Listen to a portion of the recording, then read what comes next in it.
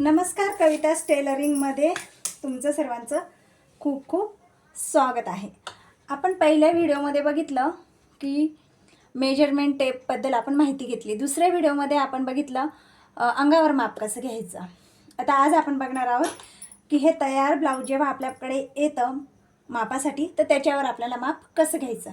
पण त्याआधी मी मागच्या व्हिडिओमध्ये एक प्रश्न विचारला होता, त्या प्रश्नाचं उत्तर आपण बघूया. तर तो प्रश्न असा होता की आपण जी कोपऱ्यापर्यंत स्लीव्ज घेतो त्या स्लीव्जसाठी किती मापांची गरज असते, किती मेजरमेंट घ्यावे लागतात. तर आपल्याला 4 मेजरमेंटची गरज असते.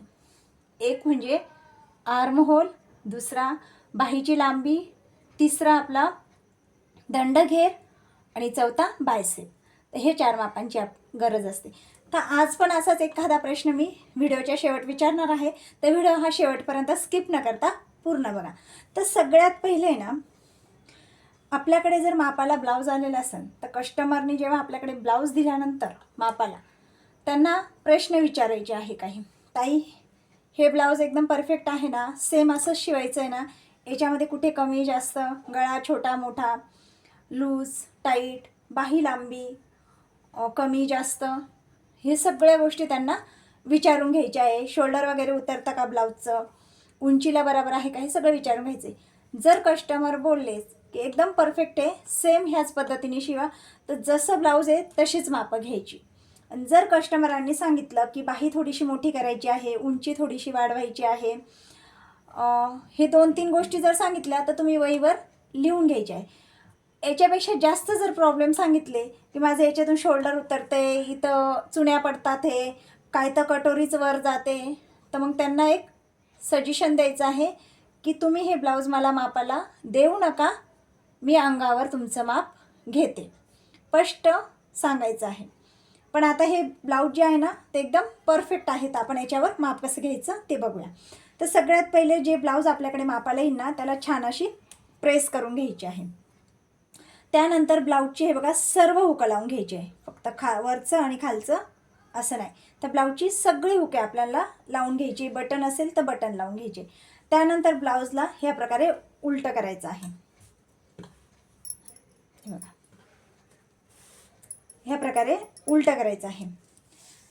आता हे ब्लाऊज उलटं केल्यानंतर हे जे शोल्डर आहे ना त्याच्या मध्यभागी आपल्याला ह्या प्रकारे टेप धरायचं आहे.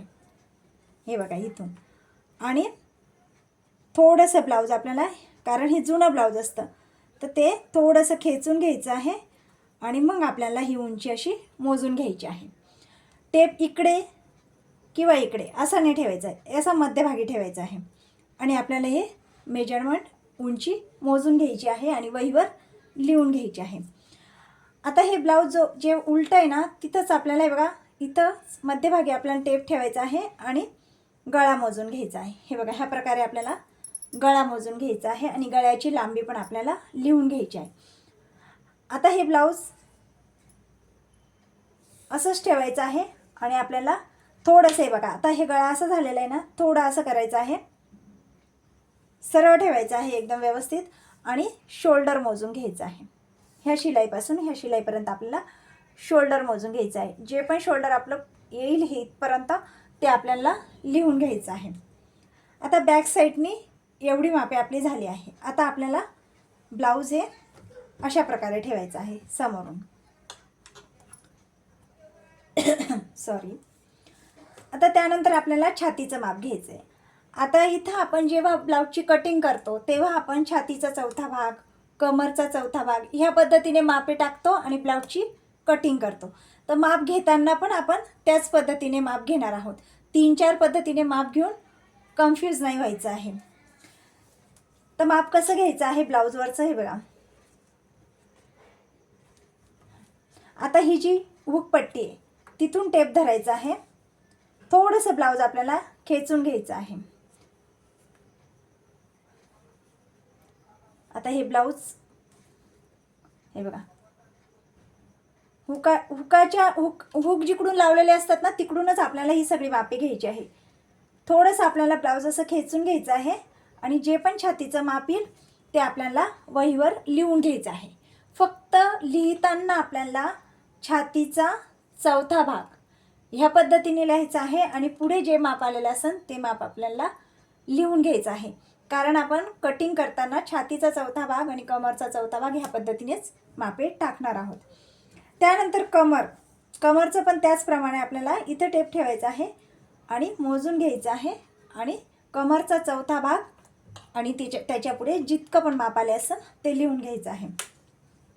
आता हे ब्लाऊज कटोरीचं आहे, तर आपल्याला कटोरी पण मोजून घ्यायची आहे आणि ती कटोरी आपल्याला हुकाच्या साईडने मोजून घ्यायची. आता हेच ब्लाऊज जर 4 टक्स असतं किंवा प्रिन्सेस कट असतं तर आपण ते मोजलं नसतं, आपण ह्या पद्धतीने मोजलं असतं. इथून टेप पकडला असता आणि इथून मोजला असता. आता जेव्हा आपण प्रिन्सेस कट ब्लाऊज किंवा 4 टक्स ब्लाऊज पुढे बघणार आहोत ना, तर त्यावेळेस आपण त्याचं माप कसं घ्यायचं ते बघूया. तर कटोरीच्या ब्लाऊजचं इथून हे बघा, इथं टेप ठेवायचा आहे आणि जी ही कटोरीची शिलाई आहे ना तिथपर्यंत आपल्याला कटोरीचं माप घ्यायचं आहे आणि ते पण लिहून घ्यायचं आहे. आता हे एवढी मापं झाल्यावर आपण येणार आहोत बाहीकडे. याच्यामध्ये आपल्याला कटोरी ब्लाऊजमध्ये कुठेही टक्स पॉईंट किंवा पुढची उंची वगैरे आपल्याला इथं मोजायची नाही आहे. आता बाही मोजताना बाहीची लांबी ह्या प्रकारे बाहीची लांबी मोजायची आहे. हे बघा, आणि दंडघेर मोजायचा आहे. इथून टेप ठेवायचा आहे आणि इथून दंडघेर आपल्याला ह्या प्रकारे मोजायचं आहे. आता हीच बाही जर कोपऱ्यापर्यंत असती ना तर आपण तिची लांबी तर मोजली असती, दंडघेर मोजला असता आणि प्लस हे जे माप आहे मध्ये बायसेपचं ते पण आपण मोजून घेतलं आहे. आता महत्त्वाचं माप, एकदम महत्त्वाचं माप म्हणजे आर्महोल. हे माप खूप महत्त्वाचं असतं, कारण हे माप जर चुकलं आणि इथं जर ब्लाऊज टाईट झालं तर शोल्डर उतरते, इथं जर ब्लाऊज लूज झालं तर इथं चुण्या पडतात. त्यामुळे हे माप पण आपल्याला मोजून घ्यायचं आहे किती आहे.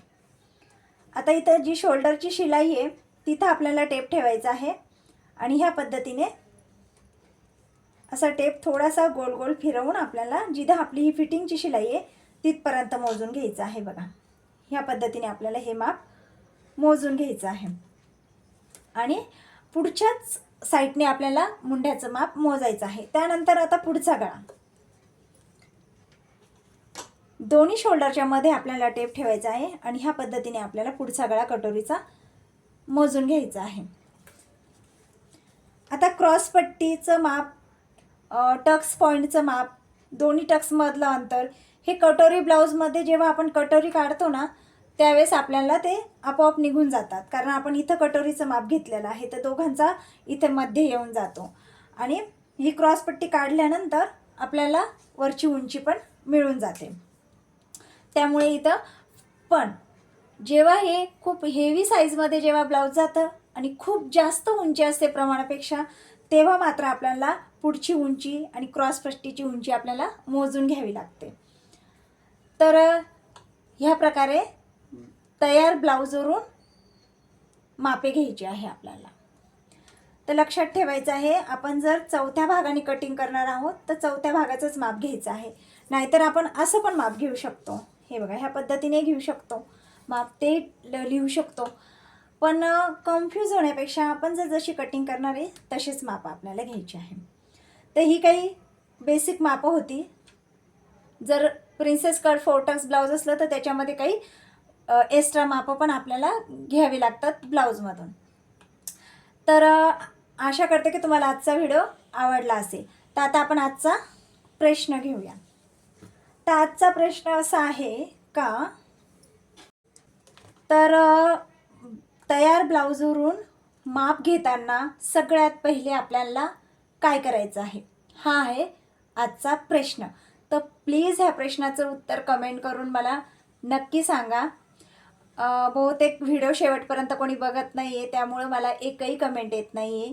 प्लीज व्हिडिओ शेवटपर्यंत बघत जा. आणि आता मी हे तुम्हाला आजचा व्हिडिओ आवडला असेल तर व्हिडिओ लाईक करा. अजून तुम्ही माझ्या चॅनलला सबस्क्राईब नसेल केलं, चॅनलला सबस्क्राईब करून घ्या. व्हिडिओ हा शेवटपर्यंत बघितल्याबद्दल खूप खूप धन्यवाद. भेटूया पुढच्या व्हिडिओमध्ये.